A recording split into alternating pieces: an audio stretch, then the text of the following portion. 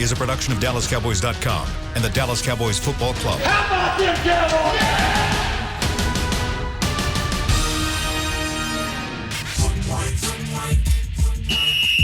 Let's go, baby. Are you ready for a break? Yes. Are you ready for a break? Absolutely. Ready for a break? Yeah, and so much for that. It's time for The Break on DallasCowboys.com. We were on the break. With Nick Eatman, David Hellman, Ambar Garcia, and Derek Eagleton.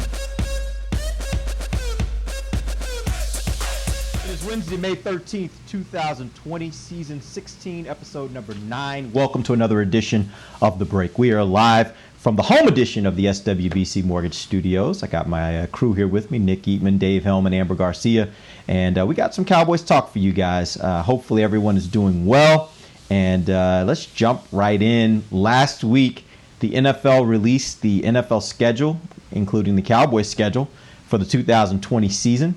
They are progressing as though we are going to play a full slate of games.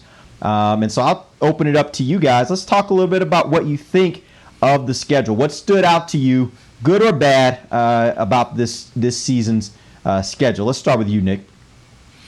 Well, I mean, I think what stood out is that it looked like a normal schedule. So I'll say that first. I mean, I thought that was encouraging to see, and I don't know if we need to go into detail on that, but just it looked like the schedules we've seen in the past, other than the Giants being not in the first week or first 2 weeks of the season. But I just think it looks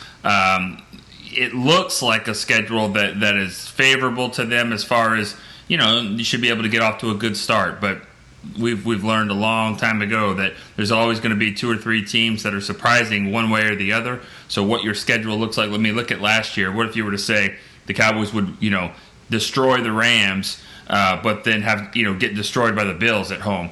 So it never really looks like what you think it is. But as we stand right now, it looks favorable. Amber.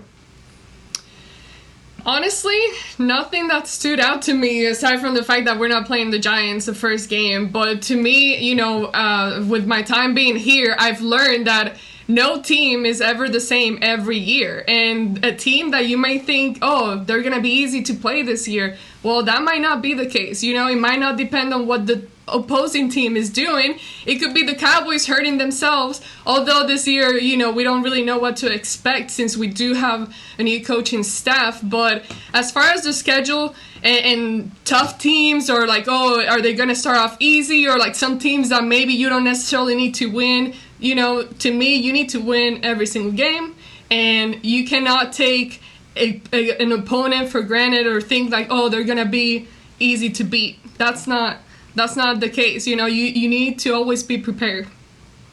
Dave. I'm going to repeat what I wrote on the website last week when the schedule came out, and I agree. Obviously, I agree with what they just said. I mean, there's going to be a team that is surprisingly good on the schedule, and there's going to be some surprisingly bad ones, but without even worrying about what comes 2 or 3 months into the season, it's just hard not to look at those first 3 games for a variety of reasons, because again, we know things change from year to year, but the Rams, Falcons, and Seahawks have been in the conversation among the NFC's better teams for 4 or 5 years now. The Falcons aren't that far removed from being in a Super Bowl. They've been 7-9 the last 2 years, which puts them right in the mix of contending for the playoffs. The Rams obviously were just in a Super Bowl, and the Seahawks have made the playoffs 10 years in a row, or 8 of the last 9, whatever it is. You think back to last year, the Cowboys got in a lot of trouble because they lost those NFC games, and it became pretty obvious as early as October that they were going to have to win the division to make the playoffs. They just didn't have the tiebreakers to be there as a wild card or anything like that. So those are 3 pretty big games against NFC teams that you could find yourself in a lot of trouble if you don't get out to a hot start. And, if you look back at past schedules, they open with the Giants, and then there's a road trip to Washington. You get division games, a chance to get up on the division, and against teams that aren't very good and haven't been. And I don't think that's the case this year. I think, they can't afford to start slowly this year. And the interesting part about that, Dave, is that 2 of those games are on the road. So you start your first 2 of 3 games on the road. You go to L.A. to open their new stadium against the Rams.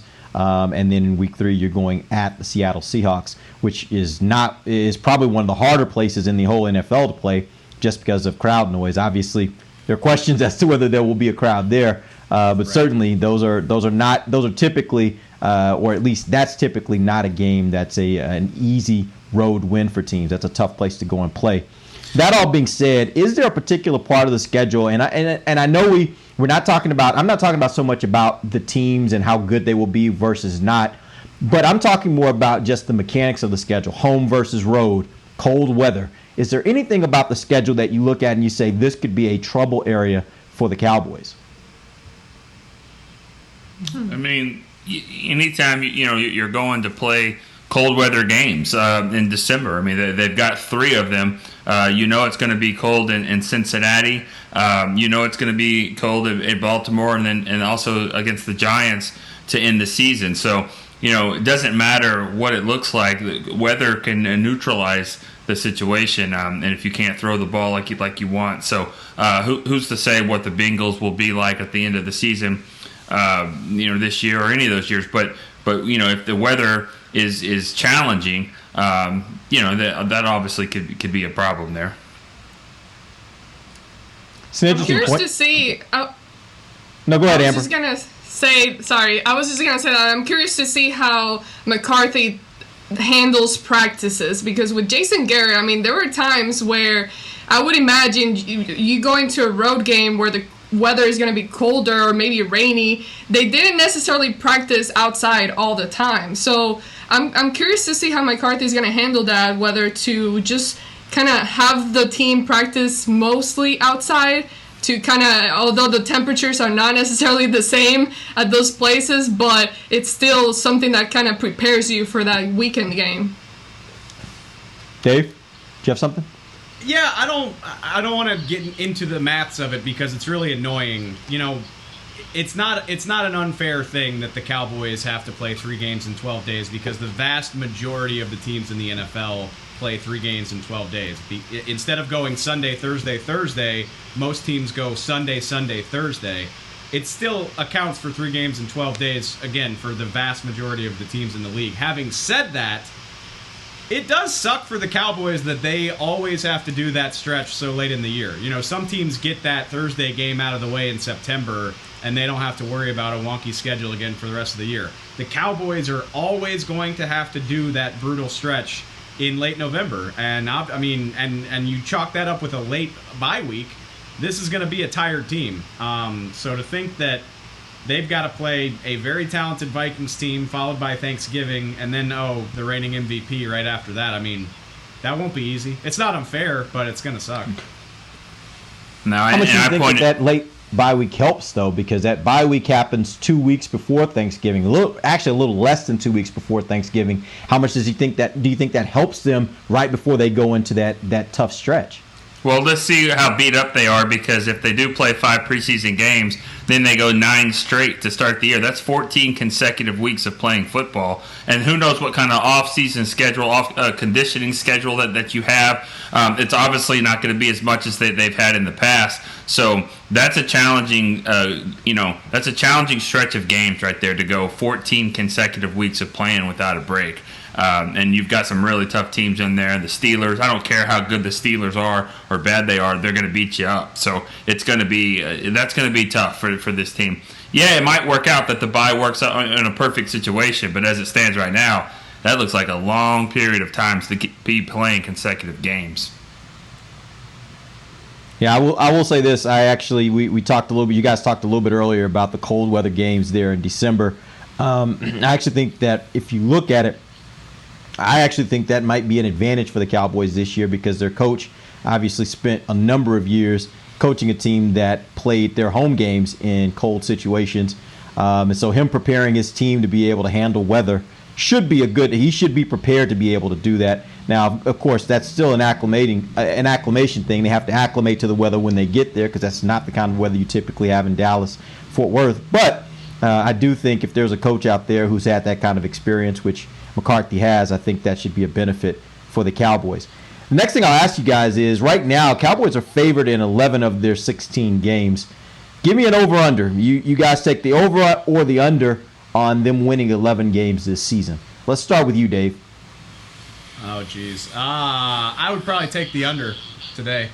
I'm really excited about the offseason that they've had, but on paper, how much better do they look than last year when they were 8-8? And I mean, the offense should be a lot better. I expect Dak to play better. I expect CeeDee Lamb to help, all that good stuff. But 11 wins is a lot. I'd see 9 or 10 as a more realistic scenario. So I would probably go under on that. Amber.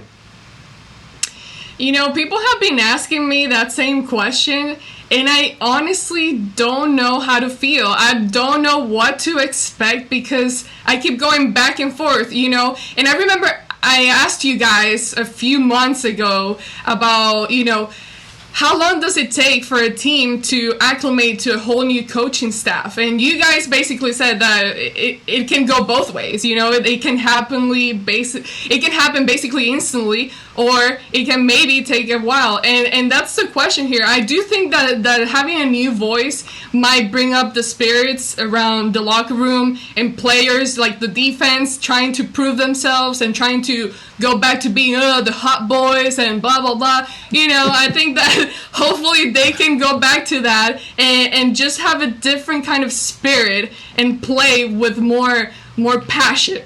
More passion, because over on the offense side of the ball, we saw great things from Kellen Moore. Clearly it wasn't really enough, but I'm excited to see what more can this offense do now with a new head coach.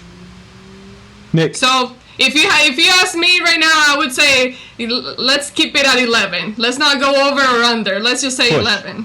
All right, Nick. I'm gonna go under that. I mean, it's hard to say right now that if we've seen this team better or not, because we haven't seen them at all. So, Dave said it, and I was having this conversation a few days ago about on paper. You know how much I hate that term about on paper, because what's the paper? I mean, who wrote it? Who typed it? Is it the paper Derek shuffling around on his computer? I mean, what's the paper? What does it say? And so I don't know. Like there you go. What does that tell you, Derek? I mean, I just think that you have to see it because everyone wants to say this team's talented. We'll find out if they're talented. We'll find out if Dontari Poe and Gerald McCoy are first round pick players. Are they the players that struggled a little bit last year in Carolina? We'll see. I mean, it's just hard to tell. I'm going to say under though until we prove differently. This is an 8-8 team right now. From what we saw last year, and I can't imagine that they're 3 games better. But, I mean, just point this out. If they would have scored 15 points, they could have been 3 or 4 games better. That's how close it was in their losses, and you can't say it the other way on their wins. They were blowing out the teams. So that is somewhat of an encouraging sign. You can get a touchdown better, and you have a much better football team. At least that's what we saw last year. Oh, yeah. Sorry. Go ahead, Derek. No, go ahead, Dave. Go, Dave. I mean, that's why we did this whole thing about, well, you never know who's going to be good and who's going to be bad, because with the exception of, 4 teams who are clearly a lot better than everyone else and 4 teams that are clearly a lot worse, it's just a 24-team jumble, and a few touchdowns and a few bounces of the ball is going to dictate the difference between, 10-6 and 8-8. It happens every year. So, and I mean, I think this team has the potential to win more than 11 games for sure. They absolutely could. But you're asking for a lot of breaks to go your way to improve by, 4 or 5 games from last year. It seems like a lot to ask. But when you look at how close they were last year, though, just talent-wise and the things that they were doing, it's not that far away from you winning an extra 4 games. Well, I mean, yeah, but I completely agree. You're a handful of plays away from winning 2 more games and making the playoffs. That's still not 11 wins. I mean, even if a few things go your way, you got to assume you're going to break even in a league with this much parity, I think. Yeah, and I don't think they've actually, if you look at quarterback, They lost Byron Jones, and all the guys that they put in there, I don't think that right now I can't see that they're going to be better at that position. I don't think they're going to be better at center. I don't think they're going to be better at the defensive end position, losing Robert Quinn. Randall Cobb versus CeeDee Lamb. I mean, yeah, CeeDee Lamb is probably going to be better at some point in his career. I don't know about right this second. So it's hard to say that they're going to be better in these positions, to be 3 games better. I just don't think we could say it right now. Yeah, I will say this. I'm a believer that, and I will preface this by saying, and you guys know this, I'm probably one of the more optimistic people just in everything. I tend to see the glass half full. So for me, it's not hard to convince myself that they can get to 11 wins or beyond this season. But I will say this. I've seen where new coaches sometimes in a team that has some talent, it'll give them a little bump because there are wrinkles and different things that coach brings in that it may not sustain itself over a second, third, fourth year. But for that first year, you can sometimes see a nice little jump there in how a team performs. So I'm actually expecting that with some of the changes they've made, some of the new talent they've brought in, I expect that maybe they can get a little bit more out of this team than otherwise because of a new coaching staff and maybe some of the new things that they'll implement that uses the talent a little differently than the previous regime that may give them at least a little bump for this year. We'll see whether they could sustain that. Let's go ahead and take our first break. When we come back, we're going to jump into a little bit of a game here. I have some questions for these guys about this team and about some of the players, and we'll do that when we come right back. This is DallasCowboys.com radio. Your new apartment's big. Such a great deal. It's okay. Just okay? What's not to... Right above the subway! Well, I bet you don't even notice it after the... That's my neighbor, Angus. A deal that's just okay is not okay. Get a great deal with America's Best Network.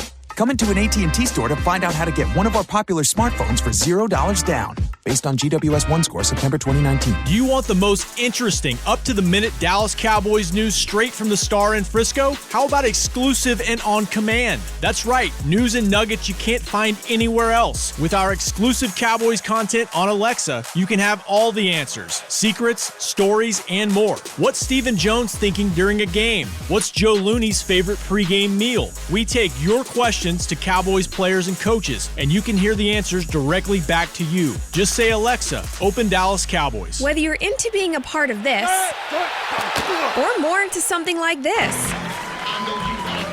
SeatGeek has the tickets to the events you love. It's the easiest way to find, buy, and sell tickets. Plus, with their Deal Score technology, they'll recommend the best seats in the house at the best value. So the next time you're craving this... Ready? Blue 20! Download the SeatGeek app and let's go.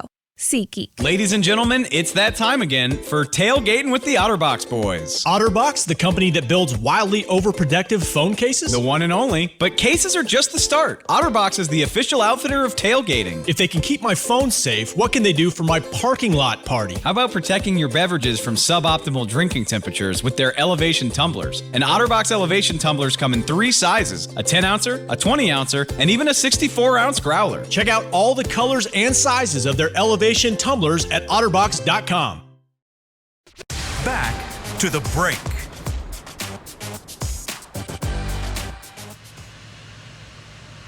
Welcome back to the break. We're live from the virtual SWBC Mortgage Studios. It's in our homes, but we're talking Cowboys football with you guys. We appreciate you guys taking some time with us today to be able to talk a little bit with you.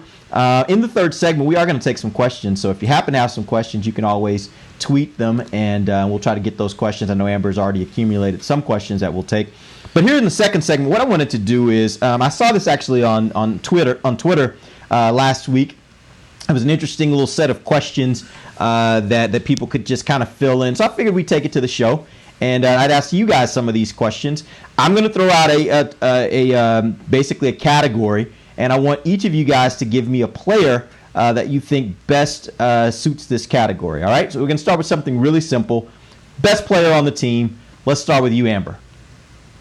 I think it's Zeke. To me, it's been Zeke for several years. What he does is amazing. The kind of beating he's taken over these few years, and the fact that he's still running and healthy, and sometimes we've seen him have to carry the team, obviously with the help of the O-line, but just the way his physical, like what the power that he has in such a small body. You look at him in person and he looks tiny sometimes, and then you see him on the field, he's like, wow, he has so much power in him. I think to me he would be the best player. All right, Nick. Trying to be different and say like a Zach Martin, but at the end of the day, it is Zeke, and I agree with her. I think Zeke is the best player on the team for all the reasons she just said. So I just think he's the engine that makes this team go. Yes, Tyron and Zach help, and that offensive line, but it's Zeke is the guy for me. There's only two guys on this team who you could say right now have a very, very good shot to make the Hall of Fame. That's Tyron and Zach. Tyron, love him to death. Obviously, the health problems have been a problem for him the last couple of years. Meanwhile, Zach Martin's just been an All-Pro every moment that he's been in the NFL. Literally from the beginning. He's never not been All-Pro. Zeke and Tank and Tyron all are in the conversation, but I don't think anybody would argue, especially now that Marshall Yanda retired, Zach Martin is the best right guard in football. So I think Zach. All right. Most overrated or underperforming relative to expectations. Let's start with you, Nick. Wow. Relative to expectations, I would say,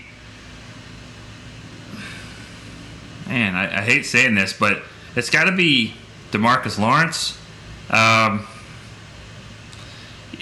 I say that just because of the contract, really. I mean, and what they paid for, they needed him to be more of a difference maker on defense last year. I don't like to knock him. I think he helps this team in a lot of ways. On and off the field, in the locker room, I think he brings up the guys around him. But he's got to be better than what he was last year. He's got to be more disruptive, and a guy that you look at and say, where is number 90? We've got to get him blocked at all points. And I'm not saying they don't do that, because Quinn had a great year. We'll see this year, what the other side looks like. But I just think from a contract standpoint, he's the guy. Maybe I'm missing somebody. Dave. I think it's got to be Jalen Smith, honestly. I mean, I don't necessarily disagree completely with Nick, but I can turn on the All-22 and show you the impact that DeMarcus Lawrence makes on the team outside of getting sacks. He's constantly double-teamed. He's great against the run. He crashes in. He definitely was part of the reason why Robert Quinn got so many favorable looks to get as many sacks as he did.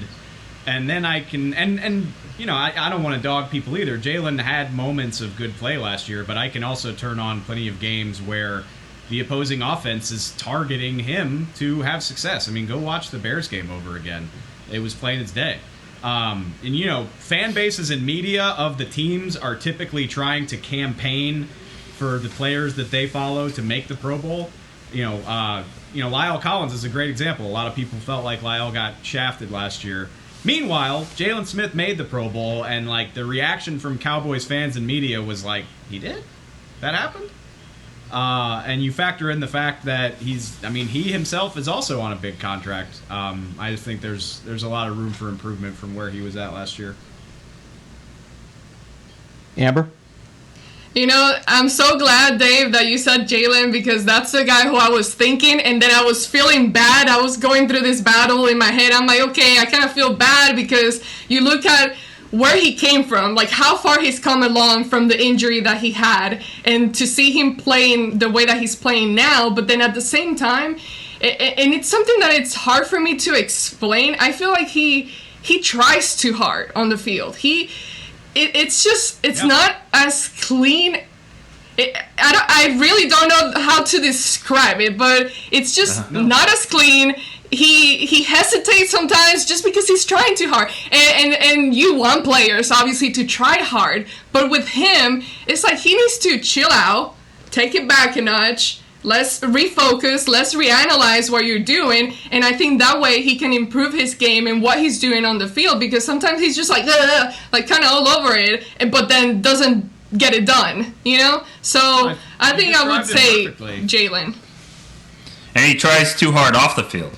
And I think that's a problem as well. So, those are good. Those are good points there about Jalen. But I also think in the offseason, something has happened where if we were to talk about this next year, I think we know who the person's going to be. It's going to be the target's going to be on Dak Prescott now, because you don't really say that if you don't have a huge contract. But now he at least has a big price tag over $30 million.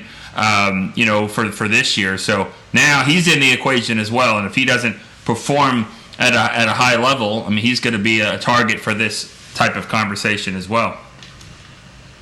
I think you could list him right now if you wanted to. And I'm the king of the Dak defenders, but I mean, last season wasn't good enough for the starting quarterback, and especially if you're asking for the type of money that he's asking for. I mean, right. He's going to get paid regardless. He's either going to play on the tag or get a deal that he likes. But for the amount of money that is being negotiated right now, last season was not good enough. Yeah, and I'm kind of shocked that you guys didn't mention a guy like Amari Cooper for the same reason. Because Amari Cooper's a guy that Cowboys gave up a first-round pick for. They just paid a new contract.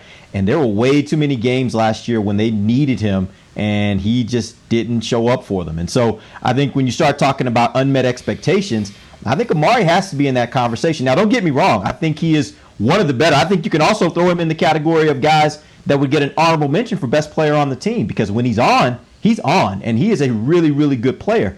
But there were just too many times where you needed him to step up and make a play for you last season, where I just don't think he met the expectations that you had for a guy in that caliber. I am well aware that they struggled to score against the Saints, the Patriots, the Eagles. I think I'm forgetting somebody. I know that they had four or five games where they struggled to score 20 points. I still pin the majority of their problems from last season on the defense. And the Bills are one of those teams. I think that when they played top 10 teams, I think they were like 1-6 last year.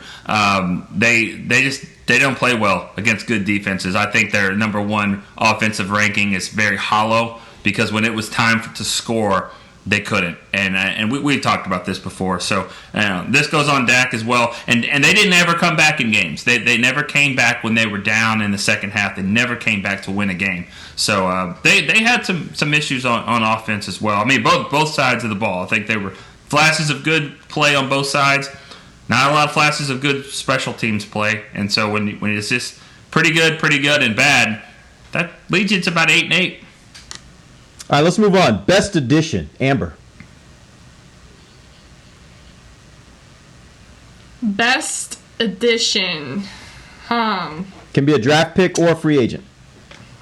Well, I mean, I would have to go with CD Lamb, just because obviously the obvious talent that he's shown during his college career, and the fact that the Cowboys were able to get him the way that they did, it was just a complete surprise. And when we were thinking about the wide receiver position, there were a lot of questions prior to the draft, and you didn't necessarily know what was going to happen there, how you were going to reinforce the position. And to me, I still have my doubts about Amari Cooper. I don't really know if it was his playing. He's obviously a skilled player, but I really don't know how much his foot injury was affecting him. I don't know how to feel about his foot injury, and just CeeDee Lamb is a guy that's going to be able to come in and make an immediate impact, I think. So I would say him.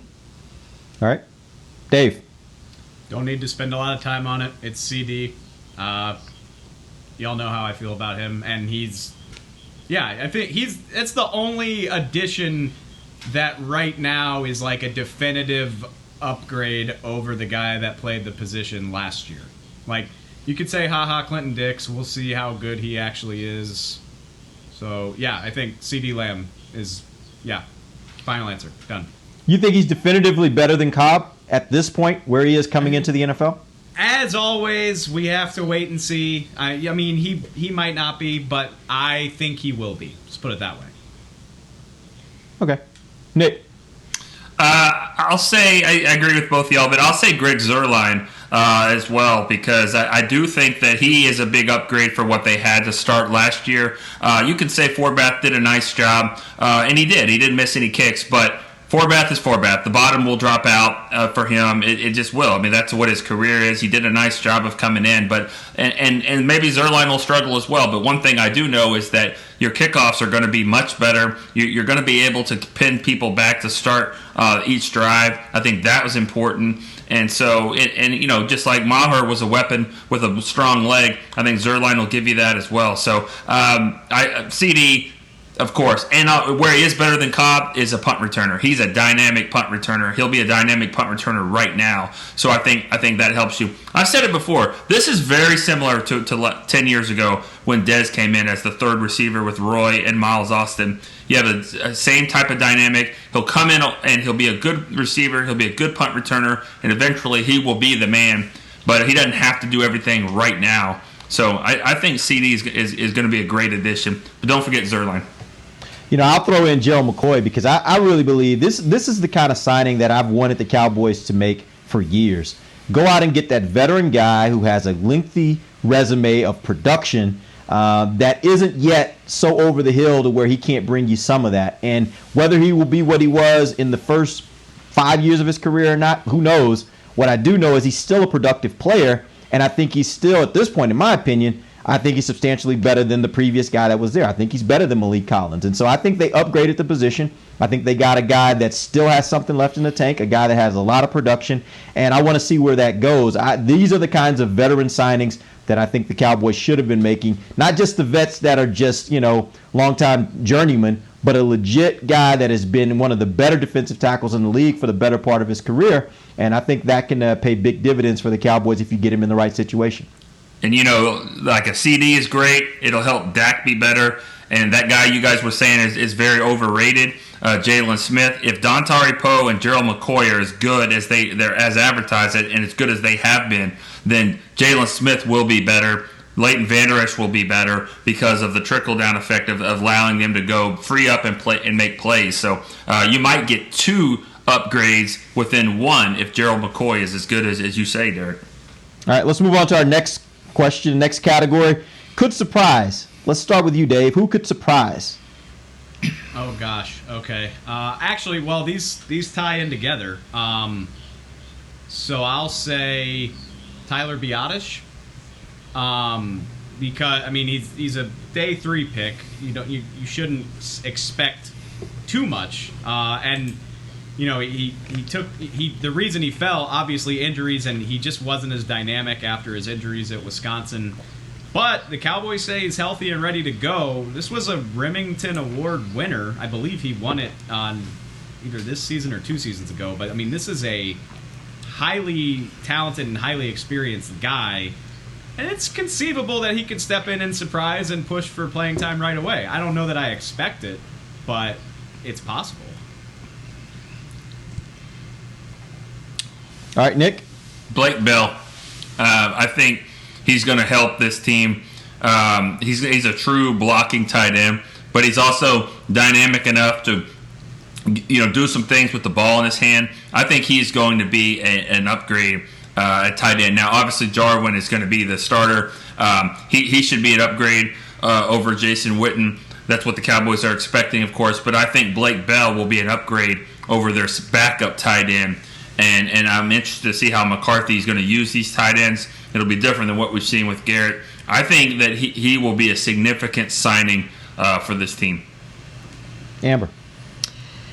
I don't know if this is if it would be much of a surprise because we did get to see a little spark from him last year during training camp, but I would go with Luke Gifford. I'm excited to see him healthy and see him just getting back at it and practicing. I've said this before, he has the perfect linebacker mold. He fits right along with Sean Lee, Jalen, Leighton even. So he has that perfect mold. We've seen him have some spark. He has the ability. It sucks that his season was kind of messed up because of the injury that he had, but getting healthy and getting back at it, I think he might surprise us. I will tell you this, when I put this one down on paper, I had a very clear image in my mind of who this player was. And for me, it's Aldon Smith. He is the definition of this category of could surprise, because he's a guy that hasn't played in forever. He's had a lot of stuff he's had to battle off the field. Most people feel like it's probably impossible for a guy that hasn't played in as long as he hasn't played to come back and make an impact. But he does have skill. What we know is when he was playing in the NFL, he had a ton of skill. And so maybe, just maybe, he can be the exception to the rule here.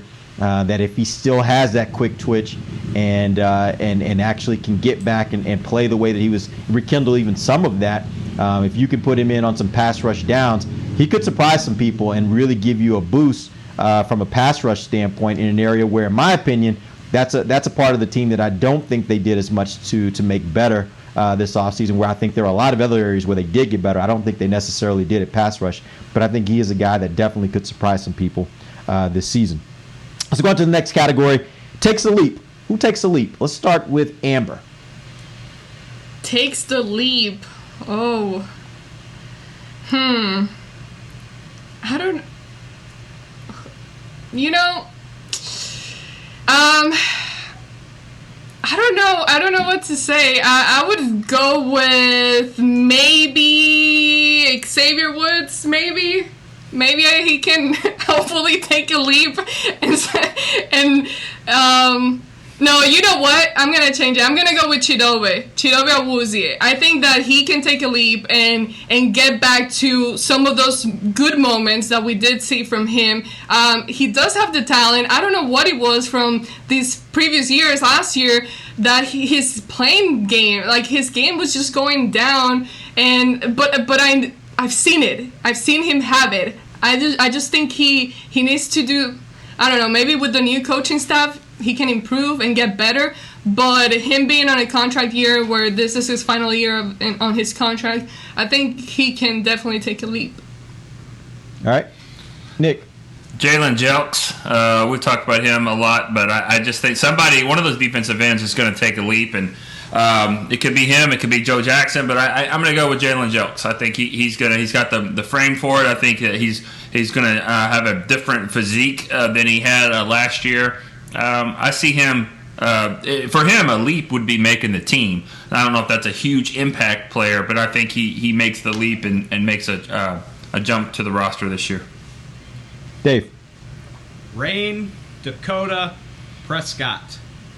I mean, obviously, I know he's already a good player, but for the amount of arguing, there doesn't seem to be a lot of consensus about where to stack this guy in the hierarchy of NFL quarterbacks. And one way or another, I don't think that'll be a problem when this season's over, if it happens the way it's supposed to happen.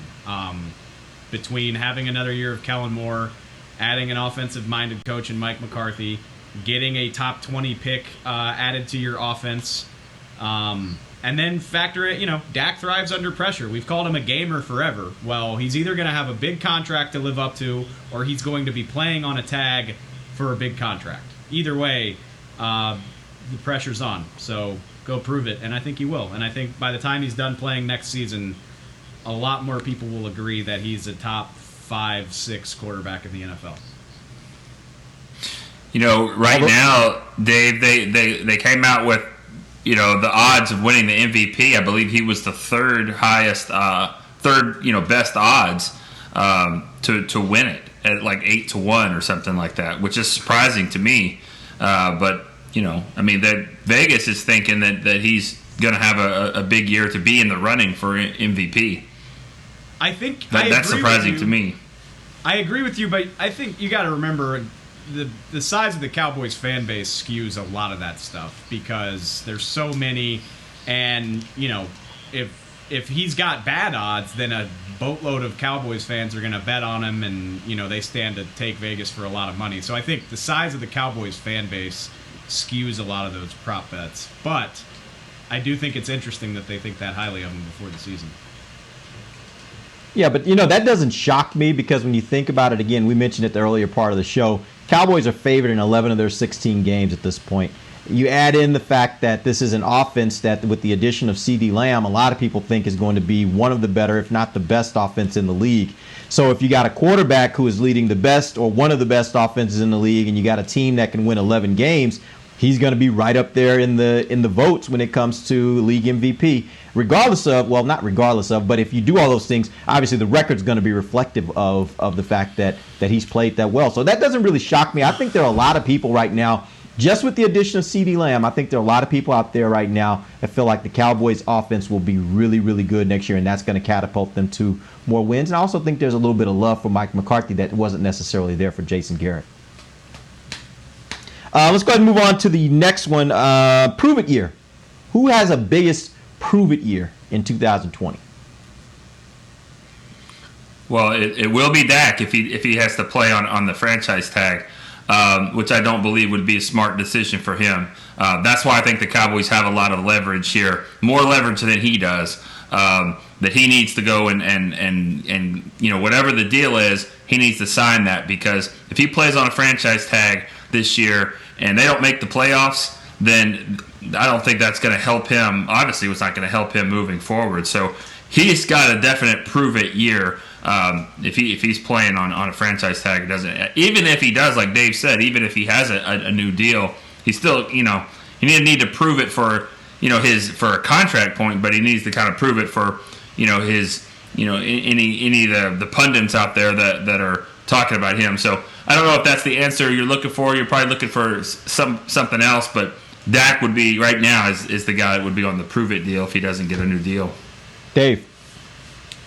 I don't completely agree. I mean, the answer is going to be Dak regardless, just because of how much money is involved. But I mean, Kirk Cousins proved that you can play on the tag and not make the playoffs and still make bank. So, and I thought it was really interesting. But not here. Well, no, maybe not with the Cowboys, but I doubt Kirk Cousins regrets the way that it went for him personally. I thought it was interesting that he came out and said that he told Dak not to be afraid of the tag, and I mean, looking at the way things have gone for Cousins, I totally understand his line of thought. Anyway, I would say Connor Williams. It's year 3. He was pick number 52. He's not a bad pick at all, not a bad player, but maybe hasn't lived up to the expectation of being drafted that highly. I mean, we're sitting here talking about, will he win the left guard job? What do you do with him? And that's not ideal for a guy taken as high as he was. So, yeah, I think this is a big year for him to come out and grab that job, or the Cowboys. And if he doesn't, obviously, then you're probably talking about a different starter. Amber? Obviously for me it would be Dak, but just to give you someone different, I would say Tristan Hill. He's a guy that, I mean, he's only had 1 year, but at the same time I was expecting a lot more from him and not what we saw last year. So I think he needs to prove it. He needs to prove why the Cowboys drafted him at the place that they drafted him. He needs to prove that he has talent to help the defensive line, and yeah, I would say him. I'll throw out the answer that Amber gave for the previous question, which is the take a leap guy. I actually think it's Cheeto. I think what the Cowboys have done in the draft and in free agency sets up a scenario where they don't necessarily have to keep Cheeto around even this year if they don't want to. Right. And so if you start talking about prove it, like he's in that situation right now, he could go from being a starter to being a guy that doesn't even make a team. And so I think more than anybody else on this team, he definitely needs to prove it, because this is kind of the moment when he either makes his career or he becomes that guy that kind of jumps around to the next team and just kind of flounders from there. So I think this is a huge year for Cheeto. I actually like the fact that there have been sparks in his career where we saw things from him, traits from him that suggested he can play, and he can play well.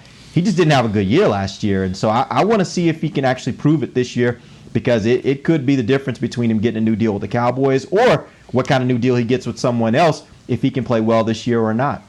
Yeah, to me, the reason why I didn't mention him is because I think he has a prove it training camp. and we'll see what kind of camp that's going to be. But because you're right, he may not make the team if he doesn't. If they don't feel like he's a guy that can kind of go forward. They have a lot of cornerbacks right now. And but I think that with the added competition and with Cheeto being such a competitive guy, I think it does push him to do even better, because you looked at last year. I mean, what kind of competition did you really have at the cornerback position last year? Yeah, but he got benched. I mean, he got benched in the middle of the year, so... Well, yeah, that's my point. You don't really have anyone behind you kind of pressuring you, it might sound dumb, it makes sense in my head, but I think that the addition of these other cornerbacks are going to put pressure on him to have him bring out more out of himself, Maybe, like you said, Derek, if he doesn't have a good year, or he moves to another team or whatever, I mean, his career path is very similar to the guy they brought in, Darryl Worley. He was a 4-year guy, and he was I think a 3rd or 4th round pick, and and played okay, and then moved to another team, and now he's going to be kind of a journeyman. So this is kind of a make or break year, make or break training camp for a defining point of he's kind of in a fork in the road. Which way is he going to go? So yeah, this is definitely a big offseason and year for Cheeto. I mean, think about how teams are willing to pay cornerbacks, and so if he can do something really special this year, then whether the Cowboys sign him or not kind of becomes irrelevant. It creates an opportunity for him as far as his money-making potential in his career. So this is a huge year for him. This is really a proven year for him across the league, not necessarily just with the Cowboys. All right, we're going to take our final break. When we come back, we got one more question we're going to get to, one more category we'll do, and then hopefully we'll get to some questions before the show ends. We'll do that when we come right back. This is DallasCowboys.com radio. Want to use what the pros use? How about the official men's skincare brand of the Dallas Cowboys, Jack Black? Right now you can get the Jack Black Starter, a curated collection of Cowboys locker room favorites for just $10 with free shipping. The starter includes 4 Jack Black skincare favorites plus a full-sized intense therapy lip balm. Go to getjackblack.com/Cowboys and use the code word TEAMJB. That's getjackblack.com/Cowboys. The Jack Black Starter, $10, free shipping. Whether you're into being a part of this or more into something like this, SeatGeek has the tickets to the events you love. It's the easiest way to find, buy, and sell tickets. Plus, with their deal score technology, they'll recommend the best seats in the house at the best value. So the next time you're craving this, Hey! Blue 20! download the SeatGeek app and let's go.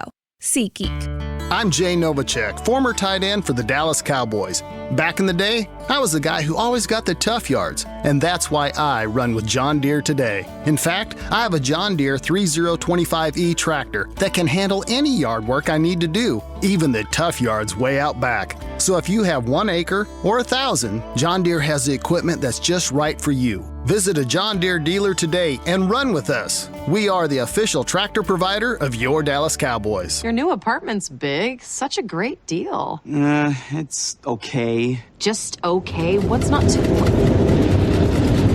Right above the subway! Well, I bet you don't even notice it after the... That's my neighbor, Angus. A deal that's just okay is not okay. Get a great deal with America's Best Network.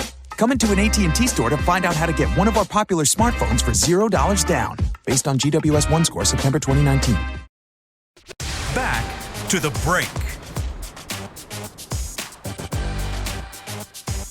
Here at the Cowboys, we can't wait to get back on the field, and we know you can't wait to pack AT&T Stadium to cheer us on. When that time comes, SeatGeek is the place to get all of your concert tickets, Cowboy tickets, plus tickets to hundreds of games with rodeos and other live events we'll be able to enjoy again soon. Every SeatGeek purchase is protected by a buyer guarantee, which means you'll get your money back if your event is canceled. Guaranteed. SeatGeek, let's go. Welcome back. Final segment of the break. We are live from the home edition of the SWBC Mortgage Studios. And we've been going through a few categories, talking about some different players on the team. We got one more category we want to hit. This category is player the Cowboys can least afford to lose. Let's start with you, Dave. Least afford to lose. I mean, no, it's not. It's not Dak anymore because they got the red rifle. Yeah, Dalton changed. And go ahead. No, I was just gonna say I'll throw this in too. Like last year, you would have probably thrown Amari in that mix. Now you got another guy you feel like can maybe be a lead type receiver. I think it changed a little bit with regards to who we can throw in this category. But go ahead, Dave. Who's your answer? I mean, it would be easy to say Zeke.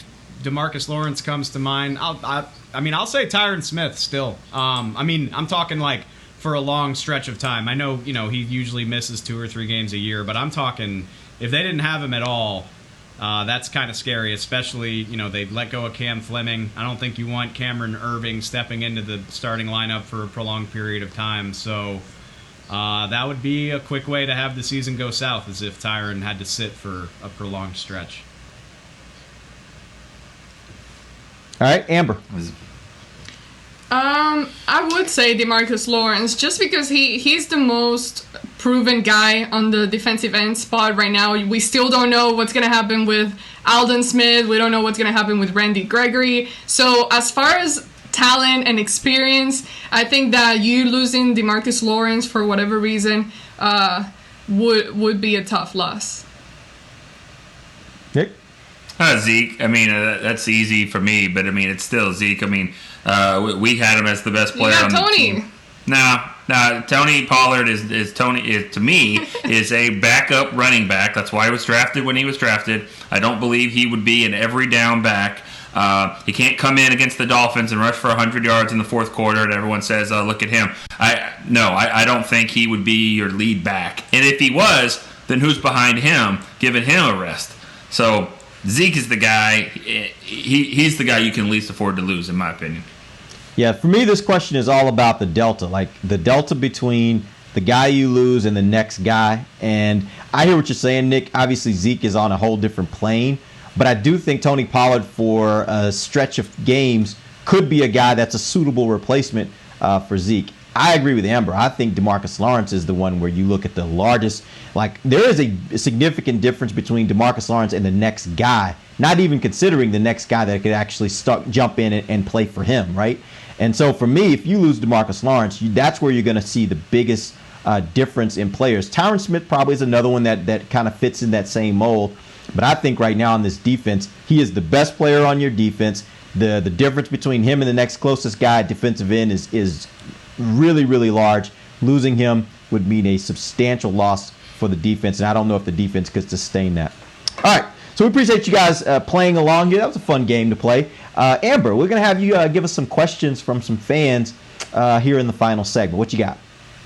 Well, this one's going to be kind of hard to answer because we don't really know what's going to happen. But in your opinion, what do you guys think would be the contingency plan if a player gets COVID during the season? I mean, should teams have a better flexibility to add more players or postpone a game? Or does, in a crazy scenario, do you end up quarantining the whole team? Like, what do you think would happen as the plan to kind of, what would be the procedure to go along with that if a player does happen to get it? I'll speak for Dave on this when I say, Derek? No, I was going to say, I will take this question because I've had some conversations with different people, and I'll tell you this, like, I don't know that there's necessarily a plan in place for all those different scenarios. What I do know is the NFL is very, very bullish on the idea that they're going to play and they want to play the 20 games, but they're also bullish on the idea that they're going to listen to advice that they get from the CDC, advice they get from local authorities in the cities where their teams play, and they're going to make whatever decisions they have to make. And so I think they're going to have to be flexible. And by the way, that's probably the whole country right now. Like, every business owner out there is doing the exact same thing.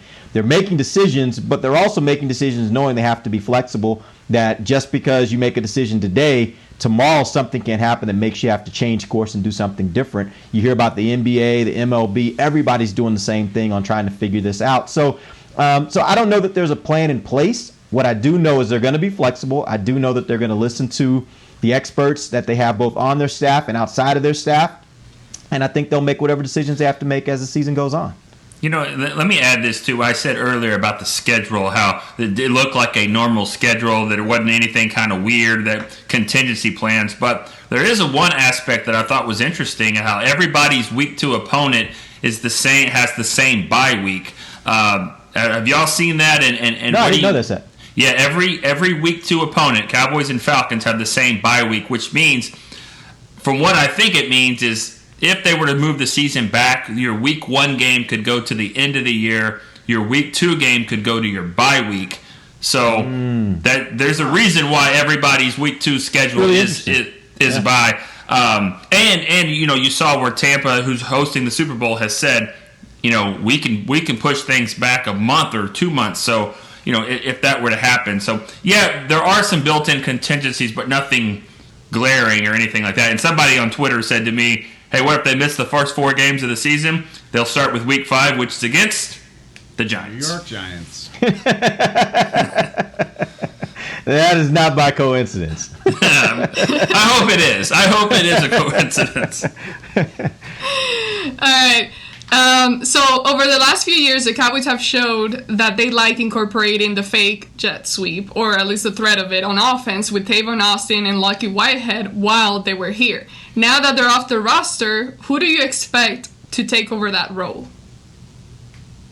Jordan Lewis? No. Can you see the very unamused look on my face right now? Because they didn't do it. They didn't do it at all last year. They had Tavon, they had Tony Pollard. They hated doing it. I don't understand why. It's a gigantic pet peeve. Is that the same look you had when Witten scored that touchdown right in front of us, and you had that really unamused? It was more like that. I was just stressed out. I'm not stressed out by the thought of who's going to run the jet sweep. I just hope somebody tells them they should do it. Tony Pollard can do it. CD Lamb can do it. Michael Gallup and Amari Cooper can do it, for that matter. That's the thing that it drove me absolutely nuts when they were like, "Oh no, Tavon's hurt, so we gotta get Jordan Lewis on offense to do this, and we'll just telegraph it every single time." Like, you have to be fast to play wide receiver in the NFL. Anybody can do it. So hopefully, yeah, they're a lot less annoying about it this year. That would be great. Yeah, well said. Agreed. All right. So we talked about Dak earlier. Is it possible that the Cowboys just end up giving up at the deadline and say, F it, here's the deal, sign it? Exactly like that.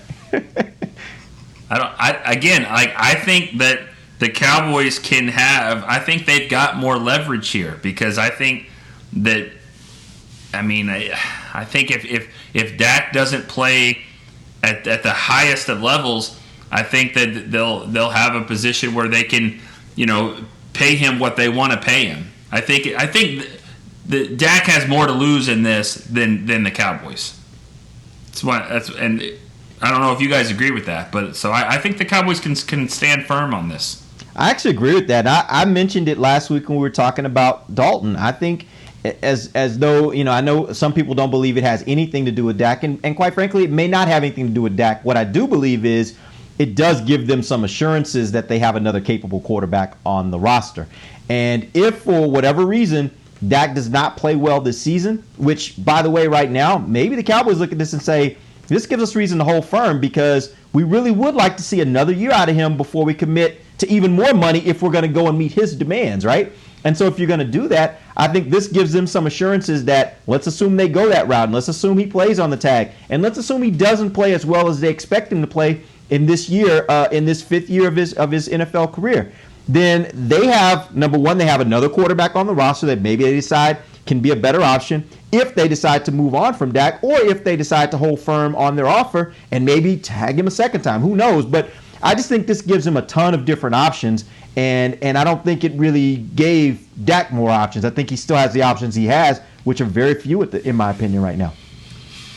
I don't disagree, but I don't think the Cowboys have that much leverage. I mean, they don't have to pay him if they don't want to, but I think Dak can just chill. And at this point, you know, I thought something might happen around the draft, and now that it hasn't, if the Cowboys aren't up in their offer, and you know, we don't know all the mechanics of it, but if Dak's not happy with the offer on the table, he can just sit back and wait for something to happen. And by that I mean, you know, if Deshaun Watson signs an extension that blows what he was asking out of the water, then the ball game changes once again, just like it did last summer when Wentz and Goff signed.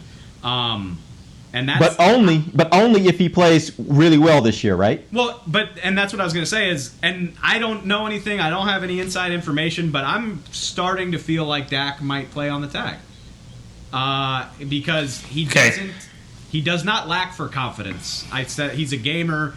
He's always like, he loves being doubted. I think it fuels his competitive fire. I think he thinks that it gives him an edge.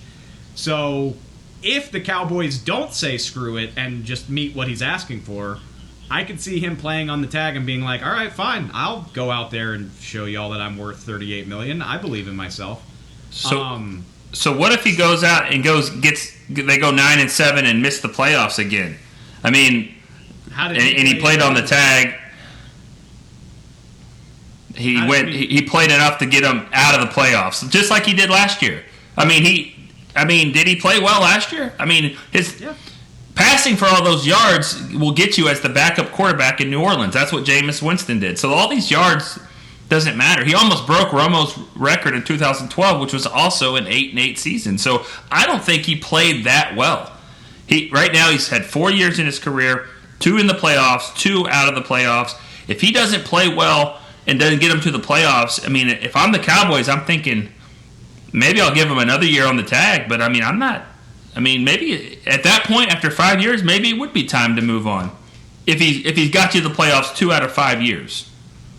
Every metric that you can look at, whether it's something as simple as passing yards or like expected points over average or air yards per air attempt and completion, all of them point to him being one of the best 10 quarterbacks in the NFL. And everybody loves to say that wins are a team stat, not a quarterback stat, even though quarterbacks get credit for and blame for all of them.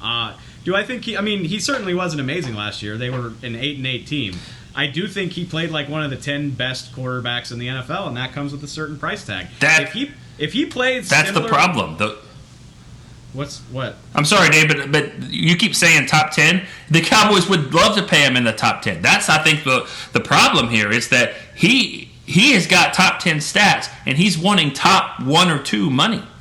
That's where I think the fork in the road is here. The 49ers put Garoppolo at the top of the pay chart after 8 games. Like, this isn't new. I mean, Kirk Cousins signed an $84 million deal, which gave him the highest average per year in the NFL at the time it was signed, and that was after 2 years where he played on the tag and couldn't get Washington to the playoffs.